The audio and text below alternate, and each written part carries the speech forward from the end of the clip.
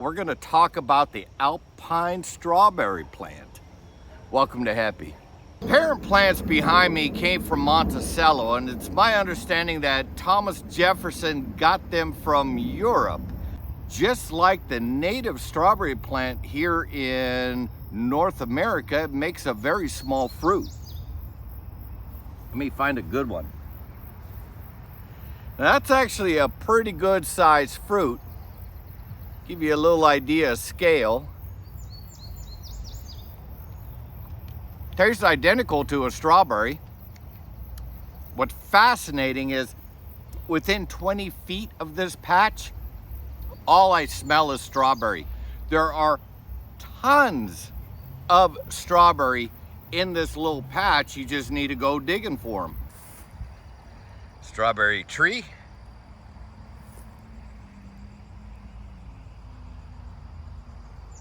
Strawberry bush. Tons and tons of strawberry in between.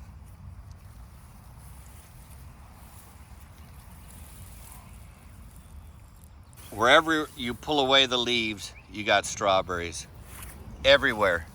Strawberries, strawberries, strawberries, strawberries. And you just get your chow on with strawberries. You got to be patient, but you can pick one cup of them rather quickly because it's just absolutely loaded with strawberries. I see no evidence of insects getting onto them, no aphids, no disease, no problema, just wonderful strawberries. Now, you can't confuse the Alpine strawberry plant or the native North American strawberry plant with an invasive called the Indian strawberry something, something, something. The name will be down below. It looks like a strawberry plant. It's got them strawberry-like leaves, and it makes a fruit that looks just like the Alpine strawberry I just ate. Big difference. No flavor. Do not try this at home. Let me repeat this. Do not try this at home. I don't know the nutritional value of this invasive strawberry, but my point is it looks just like an Alpine strawberry. And I don't know if it's like poisonous or something weird like that. I guess we'll know pretty soon. If you see this video, I guess it's not poisonous.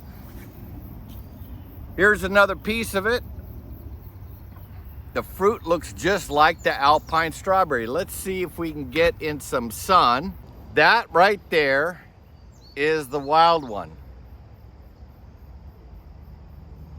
That right there is the Alpine. The Alpine isn't always, you see, hopefully you can see a slightly different shape. This is the Alpine over here, so it's like a little longer, more shaped like a football. It has a distinct strawberry flavor. The other difference between the invasive and the Alpine is leaf size. This is the Alpine. This is the invasive. Now let's introduce a third one. This leaf got picked like 5 minutes ago, and it's a little limpy and a little floppy and limpy and floppy and limpy. It almost makes like a fan. This is from a cultivar like pineapple something or another. So you see its size.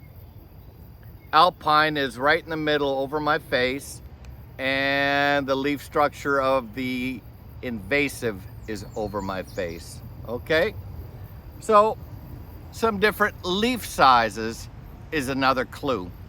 The Alpine strawberry has this pronounced white flower, and the invasive has a yellow flower. If I were to do a bed of strawberries all over again, like here at Happy, I would have it on a more pronounced raised garden. And that is to keep the invasive out, the invasive Indian strawberry.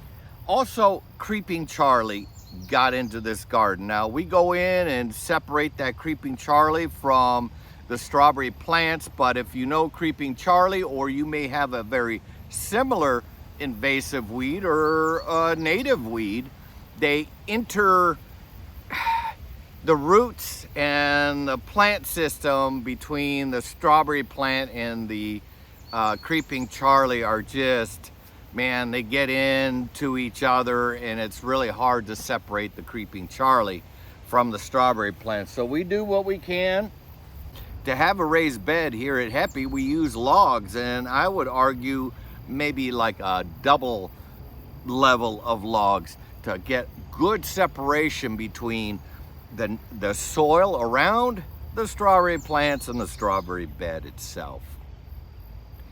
Just a wonderful smell. You can smell it downwind, you can smell it upwind, 20, 30, 40 feet away. All I smell is strawberry coming from this little bed that's probably about 15 foot long, 5 foot wide. Totally thrives, totally spreads out real well, fills in the area. Where it goes outside the garden, obviously you can just mow it. Now, this might have been a little more than 1 minute. You're welcome. I hope you liked this video. Please like the video, subscribe to our channel as we stand up this 2-acre exhibition garden / food forest of all sorts of wonderful edible things. Take care of yourself. Take care of someone else if you can. Love you. Bye.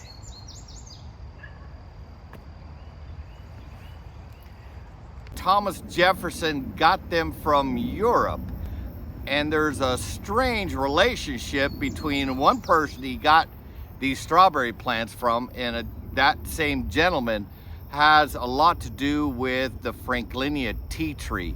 It's something I read, and it's just a really kind of an interesting history.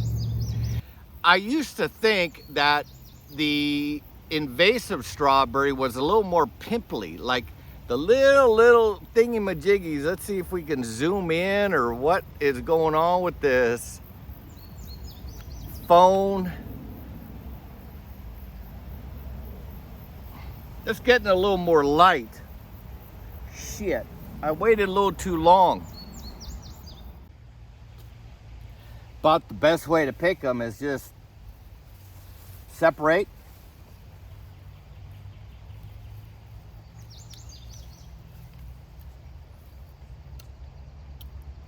Kind of do a two-hand thing like a monkey.